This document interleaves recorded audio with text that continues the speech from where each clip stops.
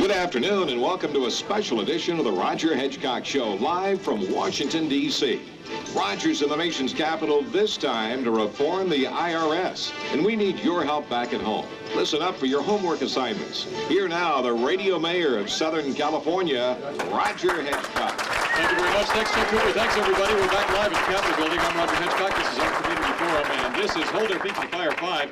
A lot of fun stuff coming up in this book, Unbridled Power, subtitled Inside the Secret Culture of the IRS by Shelley Davis. We're finally going to get to this. We've been talking about it a couple of days. Shelley Davis, who worked for the IRS, who was inside the IRS, and who is now writing about it in a way that's going to be very compelling radio. Stand by for that. I'm going to get a call in here first. I've been waiting very patiently. Bob in Rancho Santa Fe, you're on. Bob, hi. Hello, Bob. Hello. Hi, you're on. Great. You're live. Come on, Bob. Hello, Roger. Yes, Bob, we're waiting patiently. Okay, Bob. I know it's great. I know that it's great that you're on. In fact, it's unbelievable privilege to be on. Now, what do you want to talk about? I want to talk about your guest's idea about the tax. First, but I'm supposed to tell you I'm a first-time caller, and I want to thank you personally, Roger, for all you've done and all you do. It's an amazing service that you're doing for us. Well, thank you for calling. Do you have a question then for Frank Davis? Yes. I'm a professional investor, and one of the things I'm concerned about, if his plan is implemented, is the effect it will have on the equity markets in this country. Obviously, some companies won't be affected, but some will. We know anything that we tax, we get less of. We get less revenue. And looking at the Dow 30, companies like General Motors, Boeing, Caterpillar would probably be affected adversely, whereas Exxon wouldn't. Now, is that true, do you think, Frank? Well, there will, you know, what I ought to do is tell you what's going to be taxed. Corporations will pay no income tax, so corporations will be tax-free. Individuals will pay no income tax. But they're going to sell cars, and the point is, if you buy a $40,000 car, you're going to think long and hard, paying at 15% an extra $6,000 to buy that car. I see where you're going. Well, built into the price of that $40,000 car is about $8,000 in hidden taxes and compliance costs that you pay that go away because we don't tax with our bill, H.R. 2001. We do not levy any taxes on corporations or any of the products they buy to produce their good or service, all right? So when you take the amount of money that's being paid now for tax compliance costs and the taxes they pay out of the cost structure for a Ford automobile, let's say, the price is going to go down. It'll probably go down in excess of what the sales tax will be. Well, I certainly hope you're right. I know this, that markets hate uncertainty, and if I had to bet, if your plan is implemented, I suspect that the markets, I agree with you. I think long-term it's a great idea. Short-term, though, it could be very, very painful for investors. There are some transition issues that do need to be addressed. My backup on this, by the way, is Dale Jorgensen, who's the chairman of the Department of Economics at Harvard University, and he's testified before Congress to the effect that there is a built-in tax cost of government equivalent to, on average, 25% of the retail price of every single item we buy, be it a loaf of bread or a Ford automobile. So it's the hidden costs that really are It's a hidden tax. Part of this. It's a hidden tax that hurts us all. Hurts us domestically, it hurts us in foreign exports as well. Bob, one of your callers mentioned earlier, brought up the idea of the luxury tax, and one thing I'm very familiar with is what that did to the sales of luxury boats. Right. So we know that almost bankrupted an industry. Well, this is a different kind of a tax. Now, keep in mind that when you paid the luxury tax, you were paying it with after-tax income already. The new paradigm of the national sales tax is all the money you get is no tax. There's no taxes on it until you spend it. And that's the way that people have to think when they think about a national retail sales tax. All right, Bob. Hey, thanks for the call, Bob. Good question. Now let's get to this book, because I've been chomping at the bit to get Shelley to tell us part of the story, because it has got to be fascinating stuff. Shelley Davis is a veteran of the United States Air Force and a veteran of a number of years as the first and I guess only official historian of the IRS. To be the official historian of the IRS? Well, yes, I was, as a matter of fact. That meant that you really did get a chance to look at the inner workings and the history of this organization. The inner workings, yes. The history, no. Oh, what happened? Well, and that's part of the problem. I was a historian for the Air Force. That was the job that I had with them also. And I guess I'll answer this question that you didn't ask first, because a lot of people say, hey, you know, what does the IRS need a historian for? What were you doing? That sounds like a bunch of government fluffery. Well, most government agencies actually have historians. They're very few in number, and they do very important work behind the scenes. So these are the people that make sure that the most important documents, the secret documents, the classified documents, the sensitive documents, hopefully don't get shredded. So they're very important people doing important work behind the scenes. Right. So there I was, hired by the IRS back in 1988 to be their first historian. I knew as much about the IRS as your average American citizen. I put my 1040 in the mailbox each year, but I thought, hey, sounds like a new, interesting challenge. It was a new job. I was very much in favor of government agencies having historians. So I spent 7.5 years inside the inner sanctum of the IRS headquarters here in beautiful downtown Washington, D.C. And as you said, I did get to see the inner workings of the agency. I did not get to see their history, and that is my entire story in a nutshell, because as the official historian for the IRS, I went looking for the history. History is what? Documents, pieces of paper, evidence. Couldn't find them. No evidence, no documentation, which leads me to my conclusion that the IRS, get this, not the FBI, not the CIA, not the NSA, not the NRO, any other government agency, alphabet soup that you can name, but the IRS is the most secretive, and as a result, the least accountable of all of our federal agencies. Interesting. Is that amazing? Now, you did find some interesting things, though, sniffing around in this agency. Well, yeah, in fact, you know, my biggest discovery, and in fact, what led to my demise in the early end of my career in the government, was that I actually reported, you know, official instances of document destruction by members of the IRS, which is, under federal law, illegal. Can you imagine that? And I finally discovered specific instances. I did what you're supposed to do when you're a federal employee, followed all the posters on the wall, the memorandums that land in your inboxes, reported all these instances, went to the Inspector General, you know, called all the right people, wrote all the right memos, and found myself under investigation on completely trumped up charges. You like that? Really? So, in any case, I resigned in protest at the end of 1995. But in the course of the 7.5 years... How much is an official historian paid at the IRS? Well, that's an amazing thing, too. Are you ready for this? This is what I walked away from, and I'm more than happy to tell you. Actually, the new pay charts just came out, so I kind of looked at them with a bit of a tear in the corner of my eye, and I would have been pulling down about $80,000 a year this year if I had stayed. Depending on what day you ask me, the mood I'm in, I'm either unemployed or self-employed these days. And obviously, I'm not making anywhere near what I used to make as a federal employee. What is this secret plot to destroy presidential tax returns all about? That was a fun one. One of the things I did discover in my 7.5 years there was, despite the fact that the IRS has shredded almost all evidence of its existence throughout this century, I did uncover little nooks and crannies of documents just by a fluke of the universe, or because maybe there was, you know, one person who cared about a small collection of documents that had not been shredded. One of those collections happened to be a safe, probably the only safe, you know, as in a security safe like the Department of Defense has many, many hundreds, thousands of. But the safe was outside the commissioner's office, and 3 of the 4 drawers of the safe were crammed full of the actual original presidential tax returns of all presidents going back to 1913. Back in the day, I mean, I was not a contentious employee with the IRS throughout my entire 7.5 years. They actually liked me for quite a while until they realized that I wasn't going to be a good soldier and go to my room, sit down, and shut up when I discovered there was something amiss inside the agency. So, but back in the good old days, the deputy commissioner secretary actually invited me to come up and review and go through and peruse the presidential tax returns. They're fascinating documents. They're important historical documents. Whether you just want to look at them and gaze in awe and say, wow, isn't that, you know, interesting to look at the handwriting, the signatures, whatever.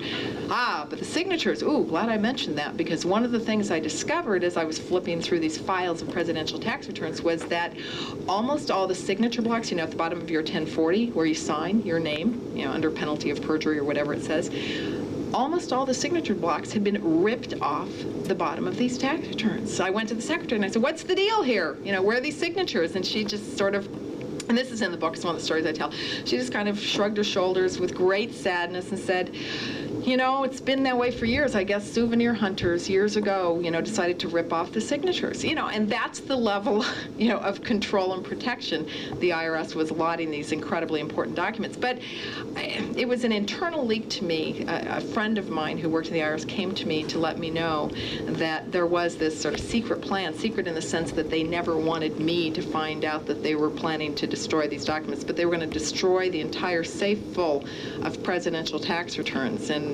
luckily, you know, a good IRS employee, and there are some of them, came to me, to my office, and said, you need to know about this. And I leapt into action and upset, you know, all levels of management up to and including the commissioner, and, you know, sealed my fate. The rest of the story in a book called Unbridled Power, Inside the Secret Culture of the IRS by Shelley Davis, who's with us today. 1-800-600-KOGO, our phone number all over Southern California, and 569-TALK in San Diego, 569-8255. Book is out. Is it everywhere? I hope so. Yeah. Yeah. And if it's not, go Business. Go into your bookstore and stomp your feet and pound your fists on the counter and say, why isn't this book here? No, it should be. Yeah. www.harpercollins.com if you want to know more about it. And pretty interesting stuff. I guess the question I bet everyone would like to ask, and we'll ask you if you have any questions of Shelley Davis in a moment, is, in your opinion, based on what you know, does the IRS audit the political enemies of administrations in power? Well, my goodness, yes, they have in the past. There's documented evidence of that. Give me an example. Well, in fact, my demise at the IRS, I told you the story of the presidential tax returns, that was just one of several instances that ultimately led to them, you know, putting up this trumped-up investigation of me. I had discovered a small collection of documents that, you know, indicated without question that the Kennedy administration had developed a targeted audit program to look at right-wing tax-exempt political organizations. Gosh, does that sound familiar? What can I say? History does run in cycles.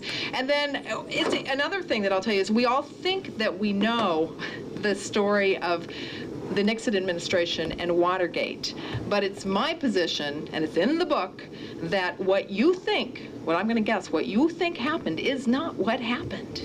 And what you think happened is that Nixon gave his, you know, enemies list to the IRS, and the IRS took it and gleefully ran amok around the country, auditing all those people on his enemies list. That's not what happened. Actually, 3 IRS commissioners ended up being run through the ringer, 2 of them resigning because they took the list and put it in their safe and said, we're not going there, we're not doing that. These were actually very honorable men. But what happened, you have to say, well, that sounds good. Why didn't the IRS stand up tall, straight, like an arrow and say, look, we're good. We did the right thing. Well, they couldn't do it because what they were doing on the inside was far worse than anything Nixon ever wanted to do. And what you have to understand is they didn't need Nixon's enemies list because they had their own enemies list that they had developed years before, you know, Nixon or Haldeman or Dean or anybody ever dreamt up this term, the enemies list. They called their list I love this title, the SSS. You like that in American government? The Special Services Staff was the name of the organization. You have to say special services for what? But in any case, the number of names that actually ended up on Nixon's list over the years was about 600, in that ballpark. The IRS list that they developed on their own had over 11,000 names. All you had to do was attend a political protest rally against the Vietnam War at the University of Michigan in 1969, and your name was probably on the list of 11,000 people that the IRS had files on. Those files, believe it or not, still exist inside the IRS. They have never seen the light of day, although I did review them. Anyway, so that's the long answer to your question, but I want to end that little segment by saying that because the IRS was so adept at sort of hiding the information of their own enemies list, their own actions, Congress did absolutely nothing to prevent the IRS from auditing whomever they want, whenever they want, under whatever circumstances they want. There's nothing to prevent the IRS from running amok, politically auditing anybody and everybody out there, because you have to realize that when we hear about these stories, the only answer we get from the IRS is, we have no comment, random audit, we have no comment, random audit. You know, they're not telling us why these audits are taking place, and that's the key to the problem. They know why. But we will never know why unless we begin to tear down all those walls of secrecy. Shelley Davis, my guest. Unbridled Power is the name of the book, Inside the Secret Culture of the IRS. So let's see, Bill Press, were you at that university protesting the war during that time? No, I was at another university on another list. I don't know. And I'm on those audited. lists myself. This is we're going to take a short break and come back. Bill Press is with us. Shelley Davis is with it. Robert Bennington. We're going to talk a little bit about the NADN in a moment. HR 3097, which would sunset the Internal Revenue Code December 31, 2001. Bill Press, you follow these issues quite a bit. You have been here to one of our Hold Their Feet to the Fire things all along. I think this may be your third or fourth time you've come and joined us and given us a little perspective of your radical left-wing point of view. Not only that, isn't it true that the highest ratings of this show ever were the day that I filled in for you in San Diego last year? I think, right? Everybody was mad. Yeah. Man, they called in and said, "Don't ever let this guy on the air again." I know. You see how perverse I am. I've had you back because I like you. Hey, how's life? Life is great, Roger, and I say again, I remember you, Roger, when you were a liberal. That's how known I've long you. That's how long That's a I've known curse you. word. And you had to know me before 1964, which you didn't when I was So when you were born? Youth for Goldwater. Youth for Goldwater, so don't ever forget it. We have worked together, though, and I want to come back to this point. Good. Because we have worked together on environmental matters, saving the coast, some other very important things in California. I want to know if we're going to be able to work together to get rid of the IRS and the Internal Revenue Code, which violates everything you hold dear in terms of civil liberties, doesn't it? From what I've just heard, I'm even more convinced that the IRS needs, I would say, a radical house cleaning, at least. I've been audited 3 times, for example. I was audited when I was poor.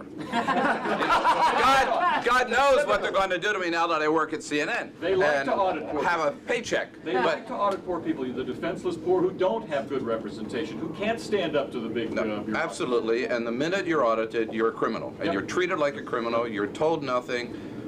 It is outrageous the way they treat American citizens. I'm not sure that I'm for, frankly, abolishing the IRS, because there's always going to be somebody who's going to be collecting the taxes. I think we're kidding ourselves if we think we're going to get rid of taxes. But this agency, this leadership, this treatment is un-American as far as I'm concerned. So I'm not here to defend the IRS.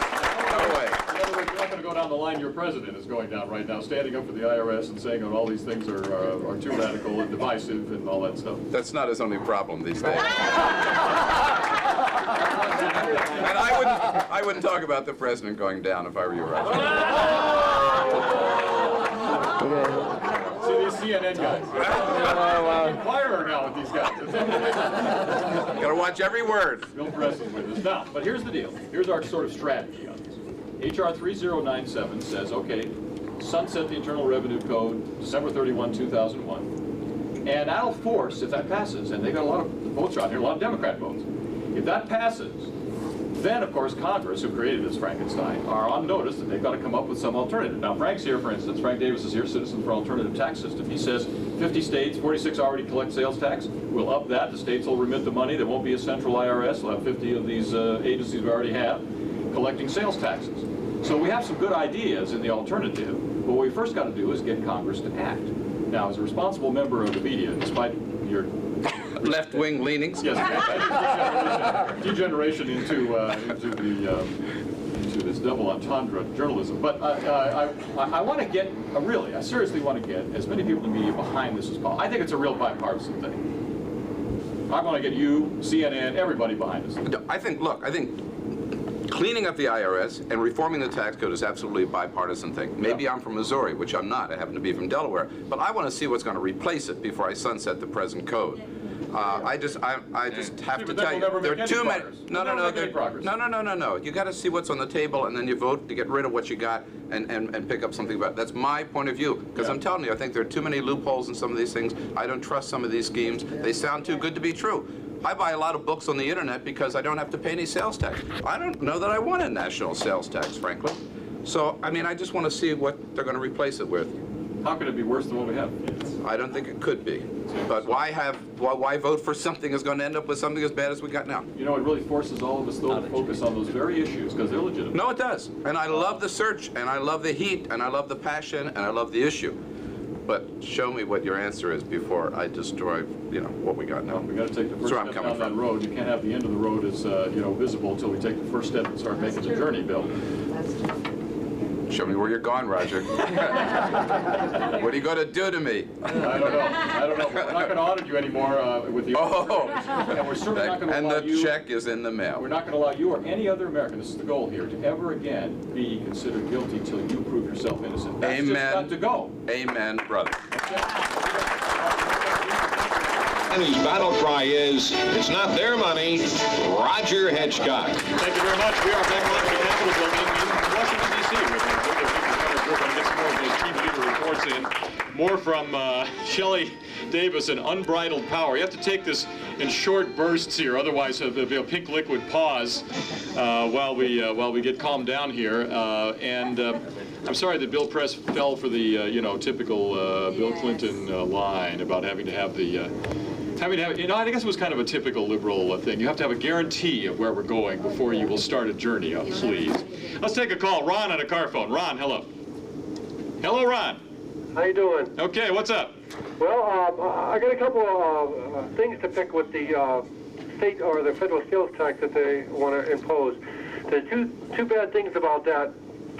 Number one, if the tax is high, they're talking 15 to 20%.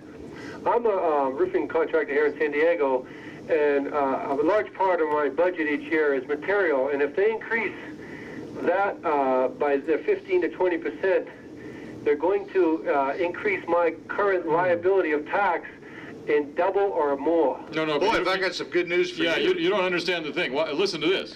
Well, have I got some good news for you. You will not pay any taxes on the materials you buy to produce your good or your service. So We're talking about retail only. Retail only. You will charge your customers, but you won't be charged for materials you put into your product. Your prices are going to go down. It's not a VAT tax, in other words, where you're taxed at every step of the way. It's a retail sales tax.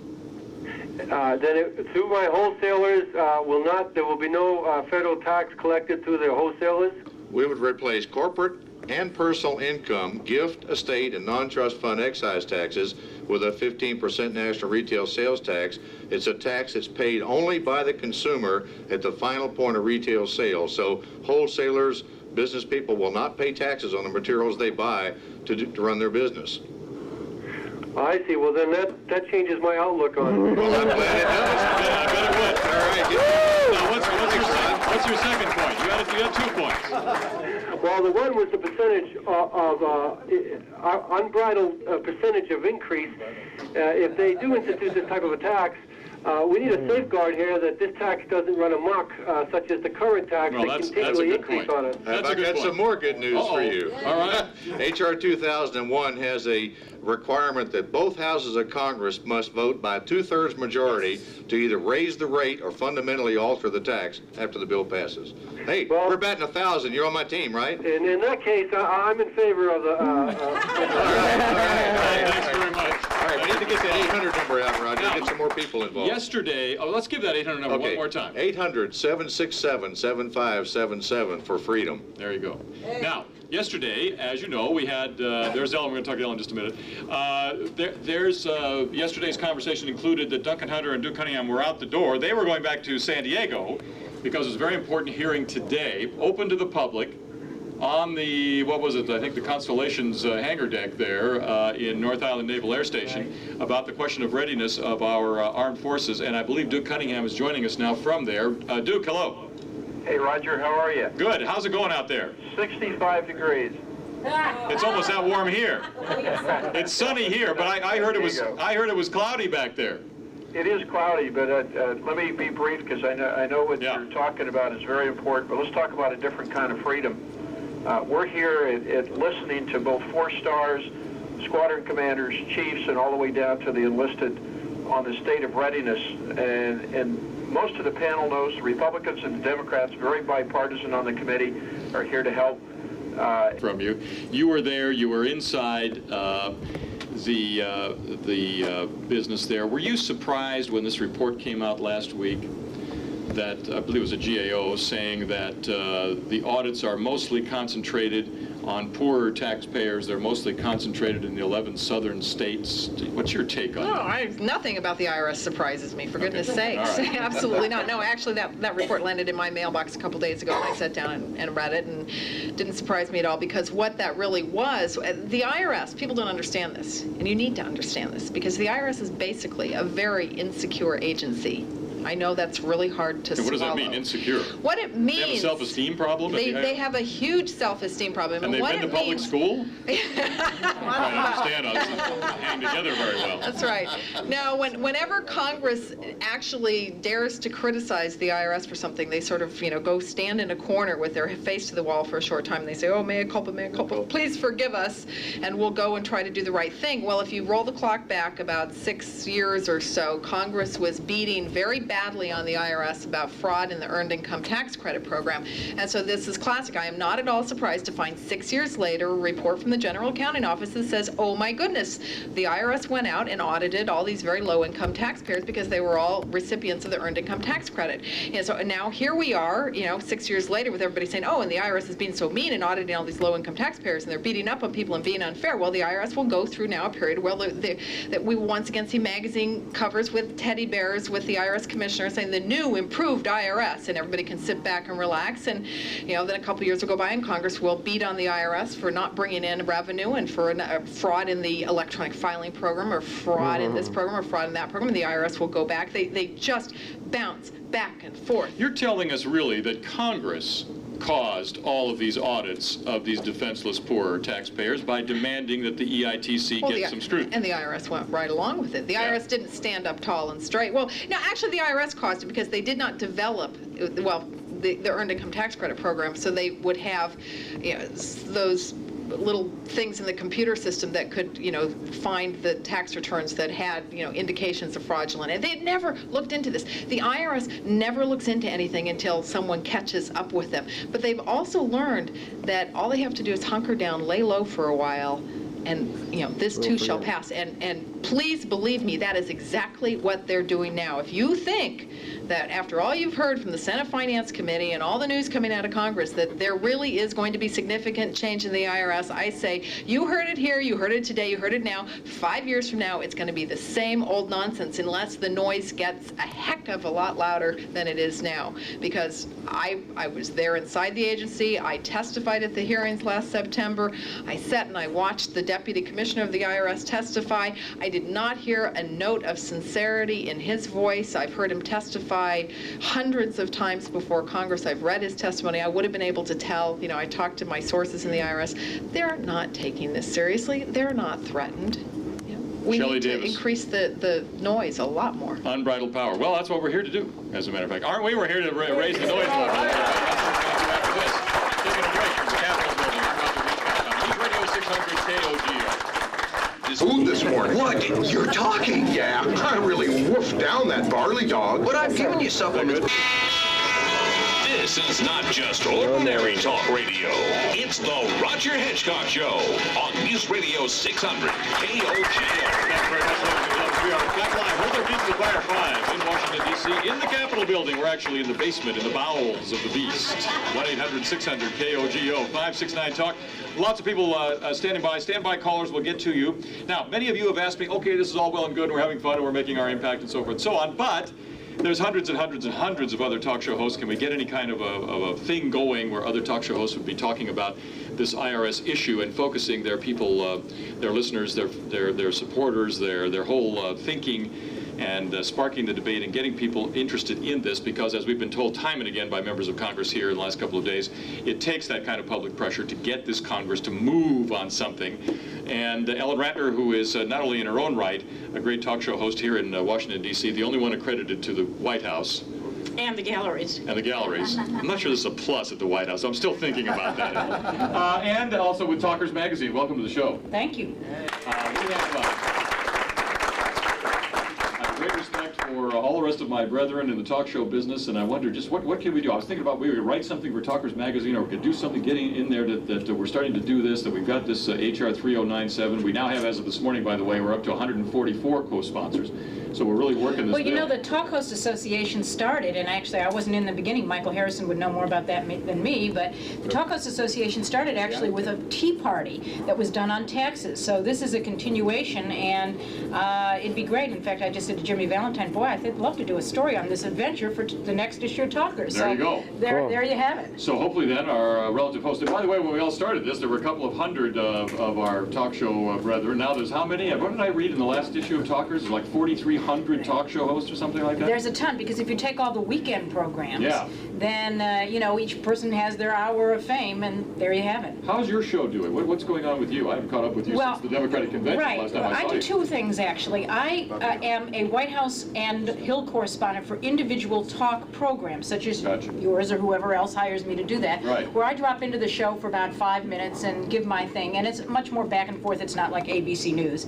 And the other thing is that I co-do a show on Washington, an hour a day with Doug Steffen. So it's doing great. It's, you know, heard in Washington, across the country. We have a lot of fun. Good for you. That's great. Well, and speaking of Michael Harrison, of course, who is the guru of this entire movement. He is. He's my guru. He's a guru, and he's on the phone. What a pleasure to be here. He's on the phone. Guru Michael Harrison, how are you? I'm just guruing myself into a calling here. I hope you're having a great time in Washington. What a pleasure to be on the radio with you. Thank you very much, and again, thank you. I sent you a note, but thank you very much for acknowledging the show, and I passed it along to my listeners, who of course deserve the credit for the impact the show has had as one of the top 100 hosts from Talkers Magazine, and I appreciate that, Michael, very much. Oh, you've earned it, and you're a shining light for what talk radio can be in terms of community involvement and just being a fine show. Thought of it, and what he was saying, what I needed to get them, and they sent this questionnaire about what do I do and what part of my business do I. This fear struck in my heart as I was driving here. I mean, it's amazing that in America we can have that kind of fear. One other thing, Roger, it's interesting. Ellen mentioned the tax revolt at the beginning of the 90s, or actually in the late 80s. That was against Congress voting itself a raise. People are not afraid of Congress.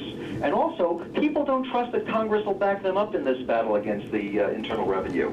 So that's a scary part, too. You know, because they're subject to the same pressure. We had Congressman Dreyer on from California on, and he just kind of whispered to me, he says, yeah, he says, I might as well be on this bill. He says, I've been audited every year since I started criticizing him. This is a congressman, for crying out loud. Exactly. That's a very scary thing in America. That really causes me to pause and think a little bit. Here's an agency that will decree that you are guilty till you prove yourself innocent, and that just runs counter to a lot of what I thought America was all about. So, no doubt. Michael, we're going to start a little prairie fire here, and I appreciate your help. Well, you and I will talk more, and we'll spread the word. We'll do that, and I appreciate your time today, too, Michael Harrison, and thanks for all you do for Talkers. And Ellen, thank you very much. I appreciate it. So we want you, now that you're back here, we're going to keep in touch with you, because now that you're back here, we want to make sure that you keep their feet to the fire, too, here. Well, I'll do my best. Right. And I mean, I was there, by the way, the day that the hearings were held with the screens. Yeah. It was unbelievable. I mean, you really had to be in that room to see both the reaction of the people sitting there, the Congress people, the ones that were trying to, I mean, I was kind of, well, I'll tell you, I was sitting at the press table, and Rockefeller was sort of defending. Jay Rockefeller. Jay Rockefeller, the IRS, and one of the press people, you know, punching me and saying, Ellen, what are you talking about? This guy, what does he have to worry about? I mean, you know, look what's going on here. I mean, it was really an experience. Ellen Ryder, thanks for coming by, and thanks for being who you are, and I appreciate seeing you again. And we'll keep in touch with you. Okay? Ellen Radner. All right, now, Shelley, see, we're mobilizing right here on the air. We're mobilizing right here on the air, and is it all for me? Well, you know, we run into a lot of people who are really skeptical that this can be done. Yeah. And so whenever a skeptic comes up to me, I'll say to him, you know, we never thought the Berlin Wall would ever fall. Right. We never thought that communism would fail. So I have a bumper sticker that has the Berlin Wall with a red line through it. It has communism with a red line through it. Right underneath that, it says income tax. Folks, the income tax is next. Next. The income tax is next. That's the idea here. Roger, this is for you. Thank you very much. This one's going in an honored place in the, you see this? I'm showing this now to our people here in this room. Jaguar. Berlin Wall, done. Right. Communism, done. Income tax, you're next. Next. We'll be back. News is next. I'm Roger Hedgecock. We'll be back with more at the Capitol Building. in Washington, D.C. to hold their feet to the fire on News Radio 600 KOGO. Good afternoon and welcome to a special edition of the Roger Hedgecock Show, live from Washington, D.C. Roger's in the nation's capital this time to reform the IRS, and we need your help back at home. Listen up for your homework assignments. Here now, the radio mayor of Southern California, Roger Hedgecock. Thank you. We are back live in the Capitol building in Washington, D.C. Hold their feet to the fire 5. Abolish the IRS and repeal the Internal Revenue Code. People told me we were just tilting at windmills. Well, we've taken on big oil and the balanced budget and lots of other people, and you know what? By golly, proving once again that people, ordinary people, banding together can make a difference, and we will make a difference. Let's get a couple more of these reports in, because we have not heard from all of our lobbying groups, and I do want to see if we can get to everybody. How many of the leaders do we have here who have not made a report? Okay, we got you, sir, and you, sir, good, and Dennis Snyder. Who else hasn't made a report? I want to get to everybody today. Oh, and don't forget, a little program fun note, parenthetically, the bus leaves Sandy when from the hotel? At 7:30 tonight. Yeah, this is just a little internal here for the people who came along on the trip. At 7:30 tonight, don't be late because the bus will leave. We're going down to Georgetown and eat and drink at our own expense. This is unusual in Washington, D.C. We're going to eat and drink at our own expense. Understand? Most of the time, these people here eat and drink at our expense, but we're not here. See, we're going to do it at our own expense. No, Sandy actually is part of the tour. We're going to have this dinner tonight and talk a little bit about what we've learned and kind of share the experience. Now, Dennis Snyder, you were the leader of an important group here, a lobbying group. What number was your group? R2. That's the Rayburn building that we had an opportunity to go and lobby people. Before I do that, I have to marvel at the people we get exposed to. The chance that you have given us as citizens to be a part of this is just fantastic. The fact that we can come here and hear these people in person, I know everybody feels that way, to actually be participants in our government. You give us that opportunity. You could be sitting in your plush office, in your broadcast booth, back home. You've chosen to get, I know what it looks like. But no, you've really given us the opportunity to get out, and you could sit there and do nothing, but you've got us involved, and we really do appreciate that. Thank you.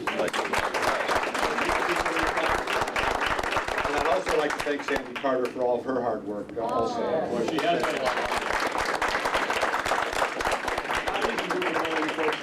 In one direction. It's like herding cats in some, And I will get into my report, but I got to say one other thing to the folks that are here. Yes. I know when they heard that there were teenagers, some of them probably thought, oh my gosh, there's teenagers on this trip. You know, it could be a nightmare here. I know that some of the chronologically challenged people don't like to be around teenagers, but I also want to be exposed to the fact a lot of them come up to me and have said that it's really neat to see young people that are like young adults that have been behaving themselves. And I want them to know that not all of the kids out there in the schools are bad. We hear about all those people, but there are a lot of great kids in this country. Kids. I'll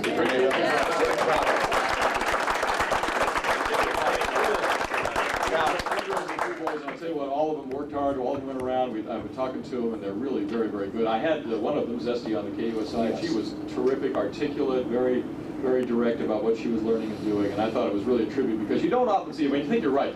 Consider on television, how often have you seen a teenager, bright, smart, articulate, and involved? What was the last role model on these sitcoms? You know, they're all mush heads, so it's great to see. And there are a lot of them out there, and we have great educational opportunity for them to be a part of this. Anyway, so now, are you going to do your report? Yes, now? I am. I know. I'm sorry. It's been great. I almost feel like an insider now. I'm going into the office and say, on the Hill here, things are sounding really positive for this. I'm a little scary. I better not come on these trips anymore. I'm starting to sound like an insider. But you know, what's exciting is to hear them actually talking about it. They're aware we're back here as citizens paying our own way. And somehow, if we can keep that momentum like you're talking about going, I honestly think something's going to happen, because people are excited about it. The offices we've been in, I don't care if they're Democrat or Republican, they all agree that something needs to be done, and the more talk there is about it. So hopefully this will continue to go on, and the momentum will build. So again, with your leadership, and hopefully they'll follow through with some of the other talk show, like you said. It's really been great to hear the different comments. So it's been a great experience. So thank you. And thank you for coming along again and bringing the kids.